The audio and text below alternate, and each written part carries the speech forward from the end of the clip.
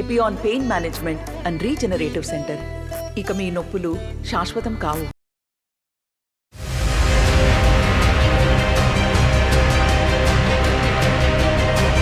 లోక్సభ ఎన్నికల్లో బీజేపీ గెలుపు ఖాతా తెరిచింది. గుజరాత్లోని సూరత్ స్థానం నుంచి ఆ పార్టీ అభ్యర్థి ముఖేష్ దలాల్ ఏకగ్రీవంగా ఎన్నికయ్యారు. ఈ నియోజకవర్గం నుంచి పోటీకి దిగిన కాంగ్రెస్ అభ్యర్థి నామినేషన్ రిజెక్ట్ అయింది. ఆ వెంటనే స్వతంత్ర అభ్యర్థులు కూడా నామినేషన్లు ఉపసంహరించుకున్నారు. దీంతో పోటీలో ఇంకెవరూ లేకపోవడంతో దలాల్ విజయానికి మార్గం సుగమమైంది. సూరత్ నుంచి కాంగ్రెస్ అభ్యర్థి నీలేష్ కుంభని నామినేషన్ ను రిటర్నింగ్ అధికారి తిరస్కరించారు. ఆయన అభ్యర్థిత్వాన్ని ప్రతిపాదించిన నేతల సంతకాల్లో అవకతవకలు జరిగినట్లు తేలడంతో ఈ నిర్ణయం తీసుకున్నారు.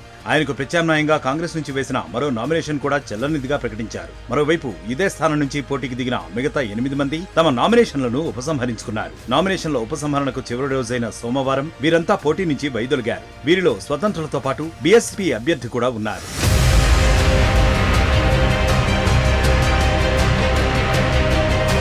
ముఖేష్ దలాల్ విజయంపై ఈసీ అధికారిక ప్రకటన చేయాల్సి ఉంది. ఈ విషయాన్ని గుజరాత్ బీజేపీ నేతలు సోషల్ మీడియాలో వెల్లడిస్తూ దలాల్కు అభినందనలు తెలిపారు. ప్రధాని నరేంద్ర మోదీకి సూరత్ తొలి కమలాన్ని అందించిందని, వచ్చే ఎన్నికల్లో బీజేపీ చారిత్రక విజయానికి నాందిపడిందని పేర్కొంది. గుజరాత్లోని మొత్తం 26 లోక్సభ స్థానాలకు 3వ విడతలో భాగంగా మే 7న ఎన్నికలు జరగనున్నాయి. ఇప్పుడు సూరత్లో ముఖేష్ దలాల్ ఎన్నికలను ఏకగ్రీవం చేస్తే ఈ స్థానానికి పోలింగ్ నిర్వహించాల్సిన అవసరం ఉండదు.